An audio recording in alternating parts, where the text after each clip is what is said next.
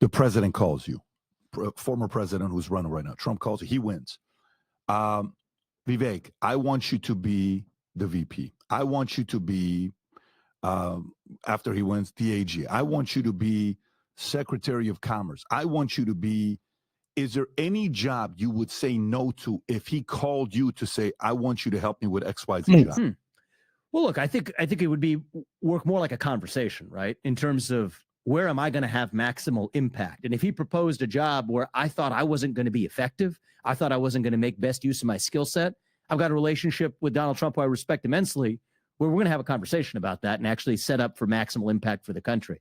If he knows who I am, and we've got to know each other really well, if after knowing all of that, he would ask me to be vice president, or, you brought up that example, let's just answer really honestly, anybody who cares about this country, who's aligned with his vision in the Republican Party today, if they're asked to be vice president, is going to say yes and has a responsibility to say yes. And so I think that goes without saying. That's keyword. Then you go one by one through the other positions. I think we know each other well enough that I'm not going to get some suggestion that wouldn't match up with my skills or my interest. But I do think that one of the things I'm going to be looking at is, how do I maximize impact for the country?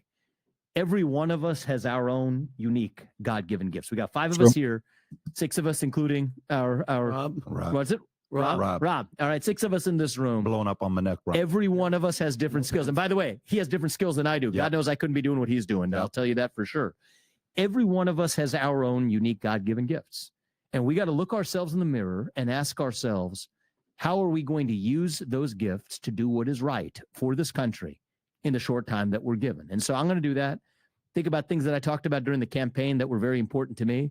I think fixing this issue of illegal immigration and border security in this country, fundamental. Sure, that's Drain about the that. swamp. Actually, to get the mass deportation, number 1, of 1 million illegals who have already been given their final orders of removal, and millions more who are in this country illegally.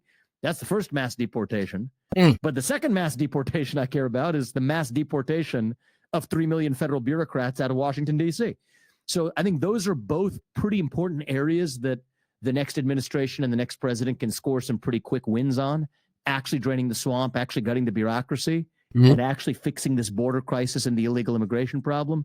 Those are things I've been focused on over the last year. So there's no job he calls you and you're going to say no to. Hey, we motivating the nation, gonna set the foundation, spreading positive knowledge and crucial conversation. All rise for the Will Rodriguez Show. Let's go. Welcome back to Crucial Conversation with Will Rodriguez. Before we jump into the podcast, be sure to like, subscribe, share, and all that. With that being said, very exciting times. It does seem like Trump is going to tell us who his VP nominee is. I do predict that Vivek is going to take the spot. Again, I could be wrong, but all the signs are definitely there. And as you just heard Vivek in the PBD podcast, if he reaches out to him, he has an obligation to say yes. So I do think that he's going to be Trump's VP nominee. And I do think that he played it smart because early on, he was never trying to compete with Trump.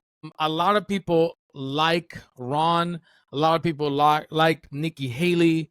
And there's different candidates that I would say the Republican Party liked. However, I do think that Vivek Ramaswamy took another approach. He knew what the MAGA crowd like. He knew that if he competed against Trump, Trump was going to chew him out, and his followers were not going to endorse him in any way. So I do think that he played his cards right. And in his mind, I think he was set to be a number 2. And in my previous video, I talked about that. In order to be an effective number 1, you have to be a great number 2. What does that look like? Well, if you want to be a great leader, you must first be a good follower, right? And the fact that he got so much momentum within a year was amazing. Also, the same thing that Trump was talking about, he talked about. Obviously, we know that he's more polished, right? And very smart individual, entrepreneur with a tremendous record. And I do think that that's the reason why he did not want to go against Trump, because it was all about position for him. meaning that he wanted Trump to have confidence in him for either a role or for him to run for office in 2028. He knew that the MAGA voters were not going to be persuaded by anybody else because they already set that Trump is going to be the guy that they want. It's very interesting. Early on, he started off really, really good. And it's still, he has some great momentum. I've seen him in multiple podcasts. He didn't shy away from any debates, whether going on the Breakfast Club, right, or going into very liberal news medias. He would always be, open for a fight, open for a debate. And I do think that that's the reason why people really liked him or still like him. And I do feel like that's the reason why Vivek is definitely the person of choice.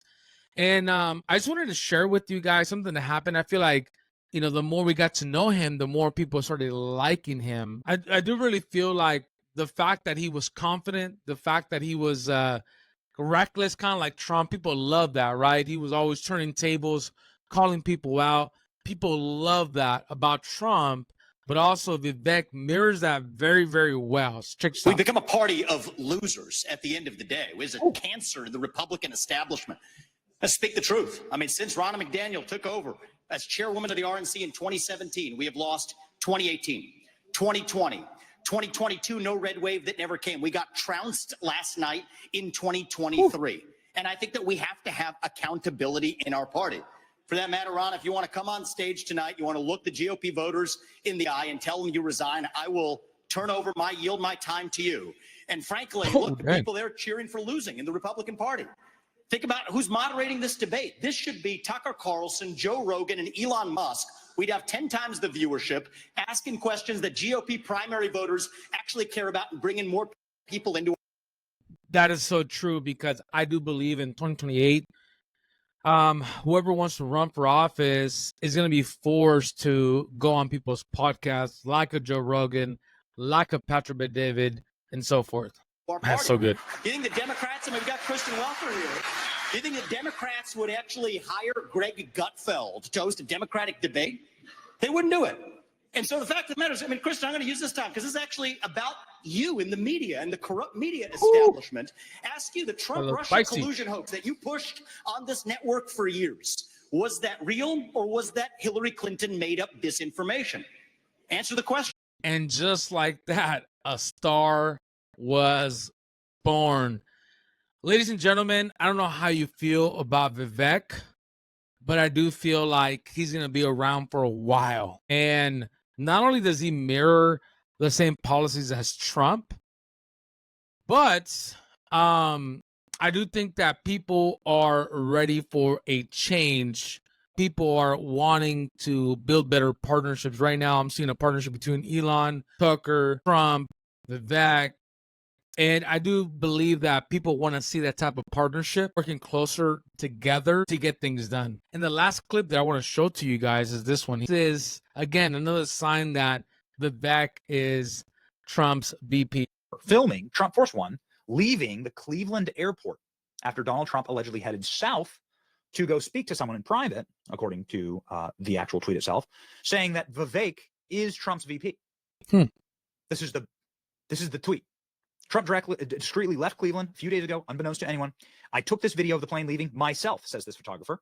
Trump was here and he wanted to ask somebody to be his VP in person. Secret Service drove him south. Trump is going to have Vivek as his VP, says the tweet, and the tweet has gone thermonuclear viral. Okay, 23,000 likes, 2,000 and 6,000 views. I saw this and I said, wow, wow, is this true? I reached out to Vivek, he's close friends of the show, and I got no response. And this has been a very, very interesting little dance that has been danced by Donald Trump and his team for a very long time. Why was Donald Trump in Cleveland? Well, Donald Trump did have a Cleveland, Ohio event, dinner reception, that was a fundraiser. But is that the only reason why he was in Cleveland? So this is like confirmation that Trump was, in fact, in Cleveland. This isn't completely fake news. In all likeliness, this photographer did film Donald Trump's plane leaving Cleveland. So is this true? I mean, these clips exist. Don't come at us for noticing the fact that Donald Trump's walking into Mar-a-Lago with Vivek and Apoorva, who is Vivek's wife, along with Melania. And this is right after Vivek Ramaswamy dropped out of the 2024 presidential race.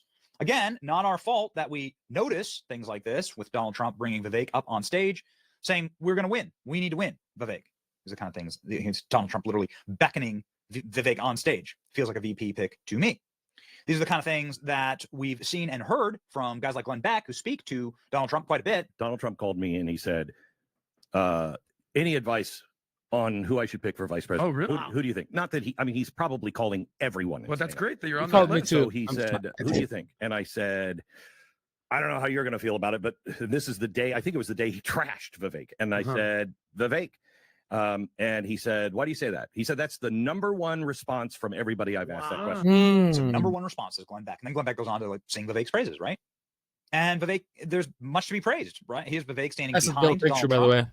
as Donald Trump was even frame being that. unrighteously persecuted in New York.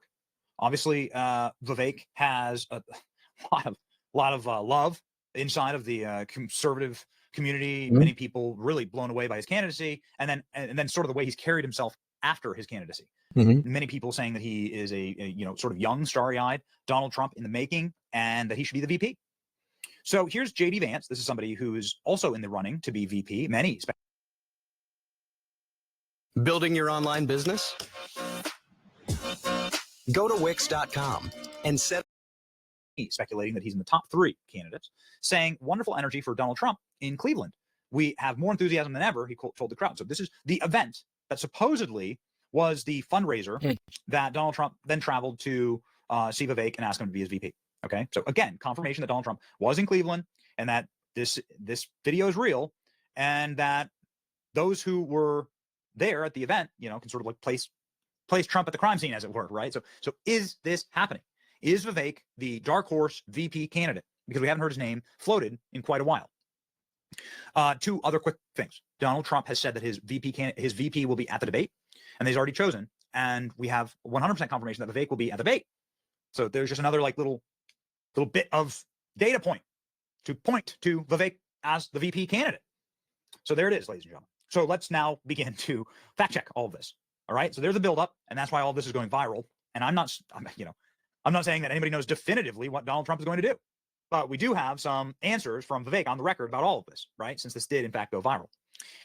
Here is a director of the Independent Women's Forum, White House attorney for Donald Trump. Okay. May Mailman is her name. She says literally no to this tweet. Cleveland was a fundraiser. True. Right. Trump would also have no problem telling a VP pick to come to him, not the other way around. All right. So she's somebody who's known and worked for Donald Trump, saying that this isn't true. Let's continue here and down the line, because Team Trump has been very close to the chest with who they're considering as a VP. Vivek Ramaswamy asked directly about this tweet on Fox News, answering directly and thusly, Donald Trump has not asked me to be his VP. And then listen to what he has to say. A photographer went viral on X after posting about Trump leaving Cleveland Hopkins Airport. He theorized that he was there to ask someone to become his VP in person. And he said that it was you. Any response to this? Look, what I'll say is this. President Trump and I have had some great conversations about the future. He has not asked me to be his vice president, but whoever he asks, I think will have a great opportunity and an honor and a duty to serve this country, to advance that America First agenda, take it to the next level, to fix that southern border crisis, to grow the economy. And I believe to get those bureaucrats out of Washington, D.C., that's how you grow the economy. And you know what? The step-by-step process is first success tomorrow night, then win the election, then implement the agenda. I think that's how we're going to save this country. That's how we are going to save this country. Interesting. What do you mean by we? Right?